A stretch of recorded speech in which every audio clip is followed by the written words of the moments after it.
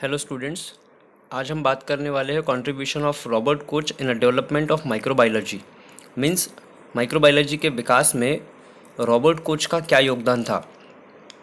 इसके पहले वाले लेक्चर में हमने एंटोनी वॉन लिवेनहॉक का माइक्रोबायोलॉजी के विकास में क्या योगदान था जिसके बारे में देखा था। तब उन्होंने सबसे पहले माइक्रोस्कोप की खोज की थी और सबसे पहले हमें माइक्रो ऑर्गेनिज्म के बारे में बताया था, क्योंकि एंटोनी वॉन ने ही माइक्रो ऑर्गेनिज़म को सबसे पहली बार देखा था और हमें बताया था कि माइक्रो ऑर्गेनिज़म विश्वव्याप्त होते हैं। अब उसी कड़ी में हम आगे चलते हैं और रॉबर्ट कोच के बारे में देखते हैं। तो यहाँ पर जो डायग्राम आपको दिख रहा है ये है रॉबर्ट कोच, जिनका माइक्रोबायोलॉजी में बहुत बड़ा योगदान रहा है। अब हम देखते हैं इंट्रोडक्शन में इनका जनरल बायोडाटा। तो रॉबर्ट कोच का जन्म 11 दिसंबर 1843 में होनोपर के क्लस्टल शहर में हुआ था तथा इन्होंने बर्लिन यूनिवर्सिटी से अपना एजुकेशन प्राप्त किया। अब जैसे ही इनका एजुकेशन कंप्लीट हुआ, इनकी डिग्री इन्हें मिल गई, उसके पश्चात सन 1870 से 1871 तक तकरीबन एक साल इन्होंने मेडिकल ऑफिसर के रूप में कार्य किया, क्योंकि इनकी बहुत रुचि थी माइक्रो ऑर्गेनिज्म क्या होते हैं और इनसे किस तरह की बीमारियां उत्पन्न होती है। तो यह मेडिकल फील्ड में एक मेडिकल ऑफिसर के रूप में कार्य करने लगे। अब तकरीबन एक साल काम करने के बाद इन्होंने अपनी एक खुद की लेबोरेटरी तैयार कर ली, एक अपनी खुद की प्रयोगशाला तैयार की और इसी प्रयोगशाला में, अपनी खुद की बनाई हुई प्रयोगशाला में इन्होंने भिन्न भिन्न प्रकार के माइक्रो ऑर्गेनिज्म के ऊपर रिसर्च वर्क करना स्टार्ट कर दिया। अब इन्होंने मेडिकल ऑफिसर का जॉब छोड़ा और अपनी खुद की लेबोरेटरी में अलग अलग प्रकार के सैंपल, अलग अलग जगह से सैंपल कलेक्ट करते गए और उन सैंपल में प्रेजेंट माइक्रो ऑर्गेनिज्म को इन्होंने आइसोलेट करना, पृथक करना स्टार्ट कर दिया और धीरे धीरे करके माइक्रोस्कोप का उपयोग करके उन ऑर्गेनिज्म को वो आइडेंटिफाई करते गए। इस तरह से इन्होंने एक रिसर्च वर्क शुरू किया और 27 मई 1910 में लगभग 66 वर्ष की उम्र में जर्मनी की बुडाम सिटी में इनका स्वर्गवास हो गया। अब इनके कुछ एक्सपेरिमेंट थे और इन एक्सपेरिमेंट्स को उन्होंने परफॉर्म किया और इसके परफॉर्मेंस में उन्हें कुछ प्रूफ मिले जिसे उन्होंने बेसिक थ्योरी के तौर पर रखा है। तो हम उनके एक्सपेरिमेंट्स को देखते हैं। रॉबर्ट कोच ने सन 1876 में एंथ्रैक्स डिसीज पर विभिन्न प्रकार के प्रयोग किए। अब एक एंथ्रैक्स नामक डिसीज है जो कि प्रमुख रूप से जानवरों में होती है और यदि जानवरों के संपर्क में कोई मनुष्य आ जाए तो ये ऑर्गेनिज्म जानवर की बॉडी से मनुष्य की बॉडी में ट्रांसफ़र हो सकते हैं। अब ट्रांसफ़र किस तरह से हो सकते हैं? यदि आपको किसी तरह का जख्म हुआ है, उस जख्म के स्थान से ये ऑर्गेनिज्म आपके बॉडी के अंदर जा सकते हैं। आप पानी पीते हैं, खाना खाते हैं या बाहर हवा में सांस लेते हैं, तो इन विभिन्न रास्तों से ये एंथ्रैक्स डिसीज कॉज करने वाला ऑर्गेनिज्म आपके बॉडी में जा सकता है। और ये जो एंथ्रैक्स डिसीज़ है यह अत्यंत खतरनाक बीमारी है, जानलेवा बीमारी है।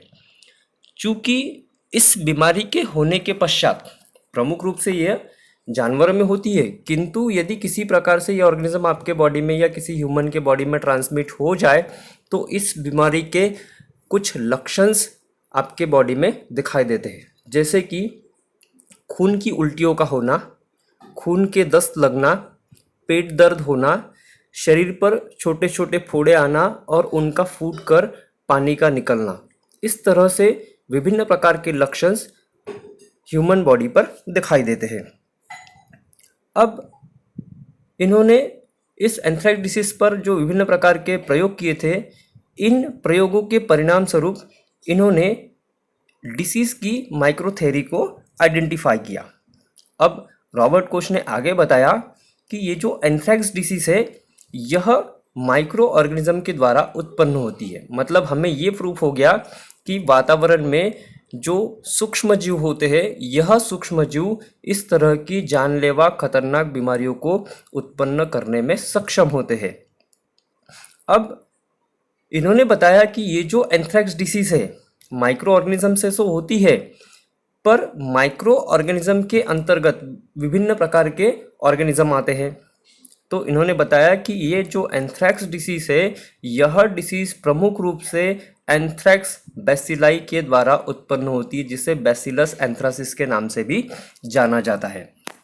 अब इन्होंने प्रूफ कर दिया कि माइक्रो ऑर्गेनिज्म के अंदर जो बैक्टीरिया होते हैं, उन बैक्टीरिया की एक स्पीसीज है जिसे बैसिलस एंथ्रासिस के नाम से जाना जाता है, और इसी ऑर्गेनिज्म के द्वारा, इसी बैक्टीरिया के द्वारा जो एनिमल में डिसीज़ होती है वह ह्यूमन में ट्रांसफ़र हो जाती है, जो कि एक प्रकार की घातक एवं जानलेवा बीमारी है। इस तरह से सर ने हमें इस घातक बीमारी से अवगत कराया।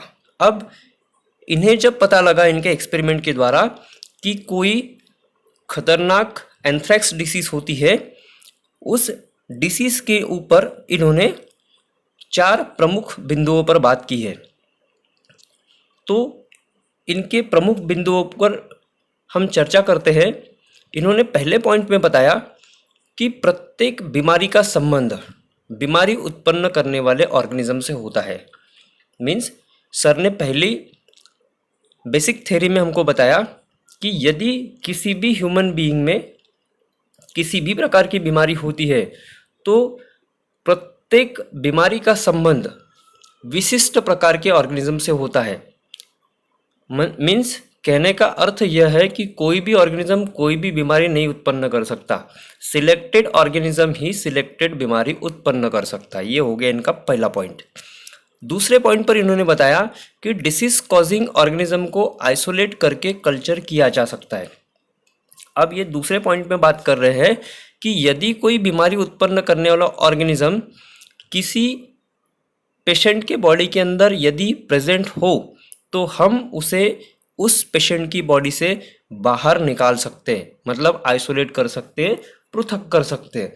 और पृथक करने के बाद आर्टिफिशियली हम मीडिया बनाकर उस मीडिया के ऊपर उस ऑर्गेनिज्म की ग्रोथ करा सकते हैं। अब ग्रोथ हो जाएगी तो हम इस ऑर्गेनिज्म को मीडिया प्लेट के ऊपर आसानी से देख सकते हैं, और उसका हम स्लाइड बनाकर माइक्रोस्कोप से भी उसका विजुअलाइजेशन कर सकते हैं।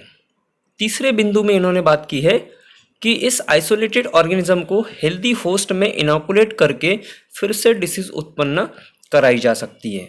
अब दूसरे पॉइंट में इन्होंने जो ऑर्गेनिज्म आइसोलेट किया है, इसी आइसोलेट ऑर्गेनिज्म को इस पेशेंट की बॉडी से जो ऑर्गेनिज्म हमने निकाला था, जब हमने उसे प्लेट के ऊपर कल्चर कर लिया था, अब इस कल्चर किए गए ऑर्गेनिज्म को यदि हम किसी स्वस्थ मनुष्य के शरीर में इंजेक्शन के द्वारा प्रविष्ट कराते हैं, तो यह ऑर्गेनिज्म उस हेल्दी पर्सन के बॉडी के अंदर भी बीमारी उत्पन्न करने की एबिलिटी रखता है। अगले पॉइंट पे इन्होंने बोला है कि पेशेंट बॉडी से डिसीज कॉजिंग ऑर्गेनिज्म को फिर से हम आइसोलेट करके कल्चर कर सकते हैं। अब हेल्दी मनुष्य के बॉडी में जो ऑर्गेनिज्म इन्होंने डाला, जिसने उस बॉडी के अंदर डिसीज कॉज कर दी, मतलब अब वो हेल्दी पर्सन एक पेशेंट हो गया है। अब उसी पेशेंट की बॉडी से हम इस ऑर्गेनिज्म को फिर से पृथक कर सकते हैं, और उसे हम फिर से किसी प्लेट के ऊपर कल्चर करके उसकी ग्रोथ करा सकते हैं, और फिर हम उसका आइडेंटिफिकेशन कर सकते हैं। अब इन्होंने जो एंथ्रेक्स डिसीज की खोज की, इसके अलावा इन्होंने बहुत सारी डिस्कवरीज की है। उनकी इस डिस्कवरीज या इनकी इस खोज के ऊपर हम बात करते हैं, तो सबसे पहले पॉइंट की बात करेंगे हम कि एंथ्रेक्स डिसीज तथा ऑर्गेनिज्म की खोज। मतलब रॉबर्ट कोच ने एंथ्रेक्स डिसीज के बारे में हमें सबसे पहले बताया कि एंथ्रेक्स नामक कोई बीमारी होती है, पहली बात। दूसरी बात उन्होंने ये बताई कि ये एंथ्रेक्स डिसीज जो मनुष्य में कॉज हुई है, उत्पन्न हुई है, इसके पीछे क्या कारण है। इसके पीछे का कारण उन्होंने बताया कि यह डिसीज प्रमुख रूप से किसी ऑर्गेनिज्म के द्वारा होती है। अब उन्होंने तीसरे बात ये बताई कि वह जो ऑर्गेनिज्म होता है वह बैसिलस एंथ्रासिस होता है, जो कि एक प्रकार का बैक्टीरिया है। अगली खोज इन्होंने की है कि culture media and isolation technique की खोज। तो इन्होंने जो आर्टिफिशियली हम माइक्रो ऑर्गेनिज्म को कल्चर करने के लिए जो मीडिया यूज़ करते हैं वह मीडिया इन्हीं की देन है, एवं इन ऑर्गेनिज्म को आइसोलेट करने के लिए और कल्चर करने के लिए जिन टेक्निक्स का यूज़ हम करते हैं उन टेक्निक्स की खोज भी सर के द्वारा हुई है। अगली बात करते हैं हम कि रॉबर्ट कोच ने bacteriology, virology and medical microbiology की आधारशिला रखी है। बैक्टीरियोलॉजी एक ऐसा जगत है जिसके अंतर्गत हम केवल विभिन्न प्रकार के बैक्टीरिया का अध्ययन करते हैं। वीरोलॉजी इस तरह की ब्रांच है, साइंस की ही ब्रांच है, जिसमें विभिन्न प्रकार के वायरसेस का ही हम अध्ययन करते हैं। और मेडिकल माइक्रोबायोलॉजी एक ऐसी ब्रांच है साइंस की जिसमें मेडिकल डिपार्टमेंट से रिलेटेड जितने भी ऑर्गेनिज्म एवं उनसे होने वाली सभी प्रकार की बीमारियों का अध्ययन करते हैं। इन सभी के बारे में हमें सबसे पहले सर रॉबर्ट कोच के द्वारा ही बताया गया।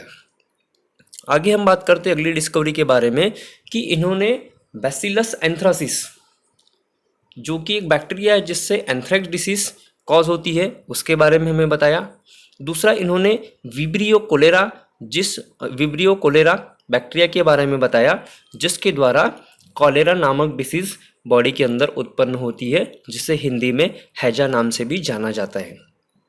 अगली बात, इन्होंने माइकोबैक्टीरियम ट्यूबरकुलोसिस, जिसे आप शॉर्टकट लैंग्वेज में टीबी कहते हैं, तो इन्होंने टीबी तथा टीबी उत्पन्न करने वाले ऑर्गेनिज्म के बारे में हमें सबसे पहले बताया, एवं इन सभी बैक्टीरिया को जो बीमारियां उत्पन्न करते हैं इन्हें इनके द्वारा आइसोलेट किया गया, पृथक किया गया, एवं इनका आइडेंटिफिकेशन करके इसके कैरेक्टर्स का अध्ययन किया गया और हमें इसके बारे में इन्होंने बताया।